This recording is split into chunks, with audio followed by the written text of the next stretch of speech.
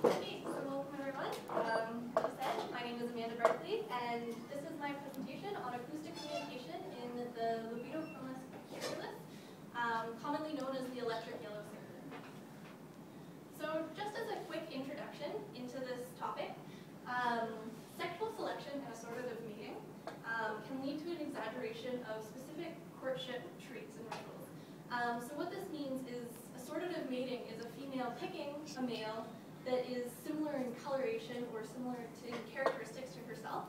So you have, for example, these fish are yellow. So if a female that is bright yellow and likes males who are bright yellow, she'll preferably mate with those, and maybe a dull female will preferably mate with dull males, and that leads to possibly speciation in these two features.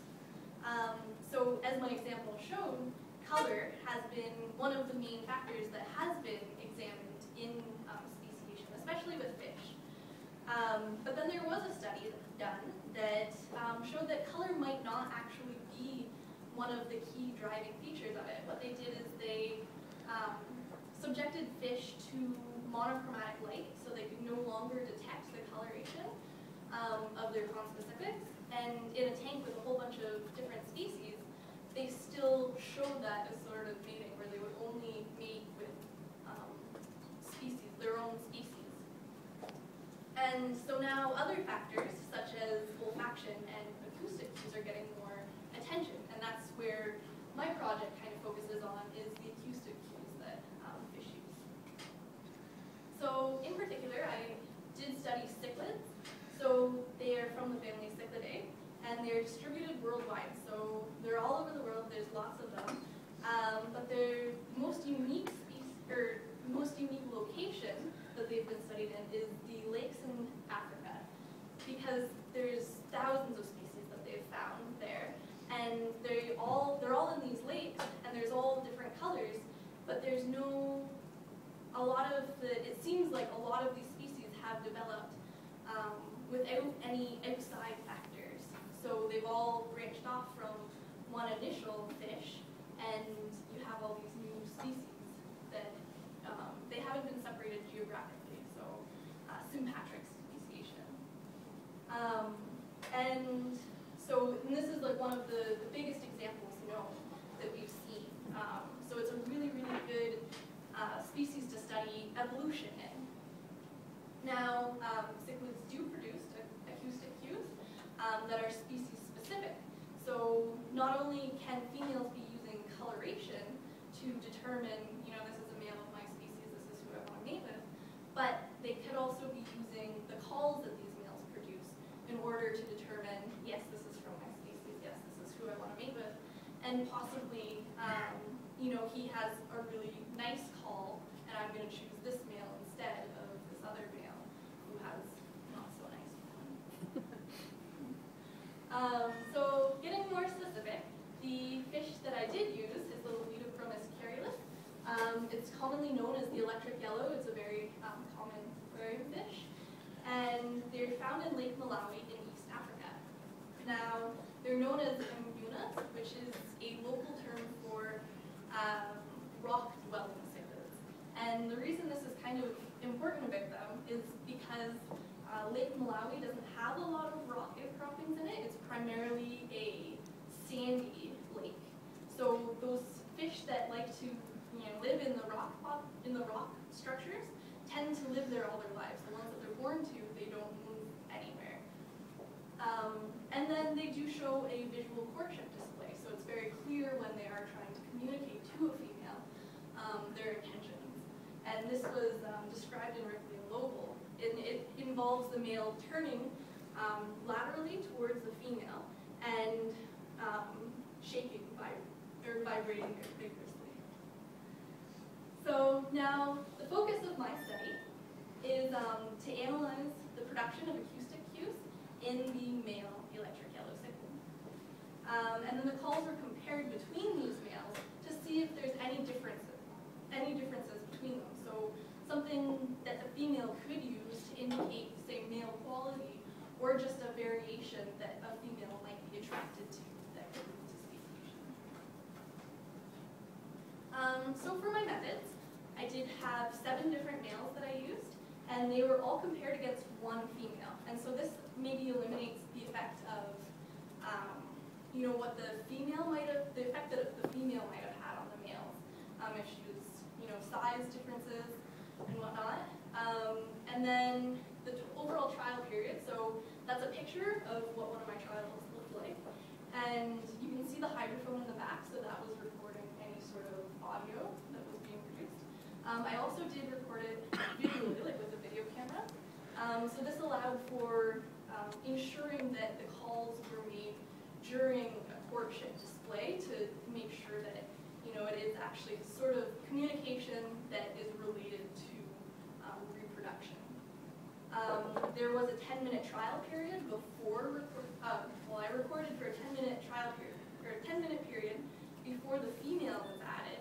And this allows for any sort of outside factors to make sure, you know, of course, that there's no sounds that sounded similar to the male call that might have been confusing, and to make sure that the male isn't calling when the female's not there, things like that. And then the male and female were recorded together for another 20 minutes.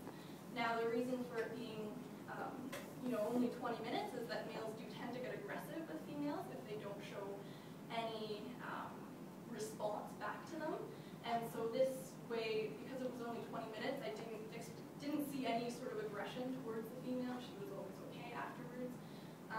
And so this kind of kept the fish safe.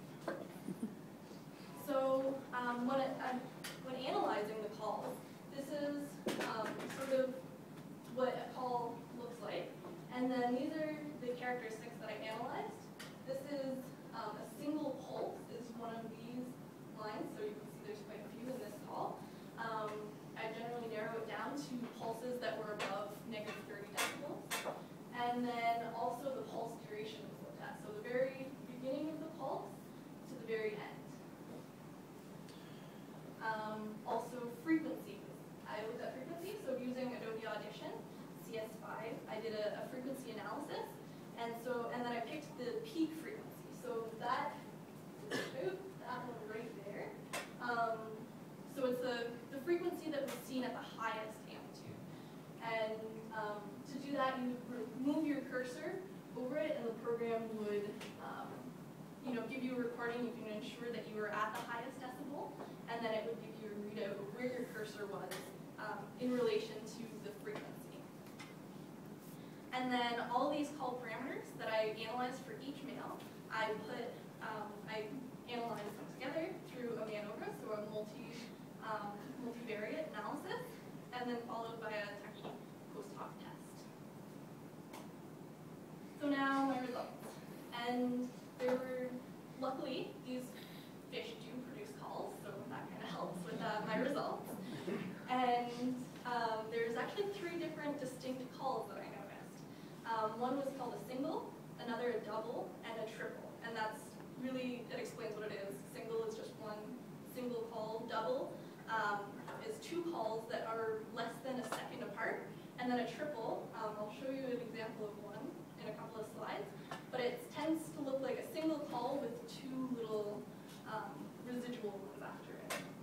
And then performing the MANOVA gave a result of p less than 0.001, so there was significance between all these males and all these parameters. So this is an example of the single call that I saw. It's the same slide as before. And I do have audio from it. So you're going to hear 2 different calls. There's one and then kind of a space, and then a second one.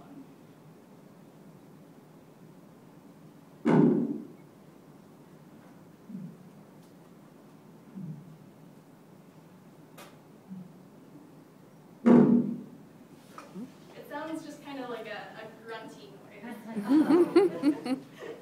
And that is highly amplified too, so it sounds a little clearer when you're listening to it on headphones with your computer, but that's a general idea of what a single call would sound like. So now this is just a double call. Again, it looks like 2 single calls that are close together. And then a triple call with 1 kind of louder single call, and then 2 residual, about here and here, that are trailing.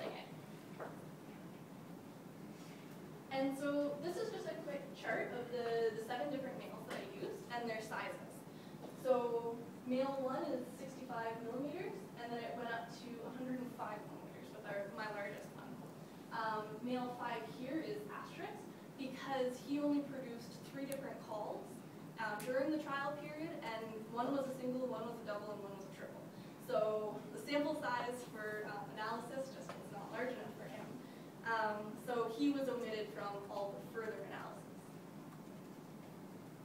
So now looking at call duration between all the males. So now the males are again lined up at the bottom in the same way that you saw on the table. So this is from smallest to largest. And what I'm hoping for is that maybe a larger male, it was shown that larger males tend to have more energy reserves and higher reproductive, might be more attractive to females, and that he might display better characteristics. So now there was significance with the peak between all of them, and then there was variation between 4 and 7. Now there was significance between all of them in number of pulses, and then, but only like specifically between 4 and 6. Now there was variation in peak frequency, and you can see here male 7 had the lowest frequency, so that could be very significant to his size and call characteristics, and he was significantly different from both 6 and 2. So now electric yellows do produce calls, which is great, and these calls do differ significantly from males. And then the largest male overall did produce he was the most significantly different from the other ones, so it could be that he is showing different characteristics from the rest. And then, so now calls have never been officially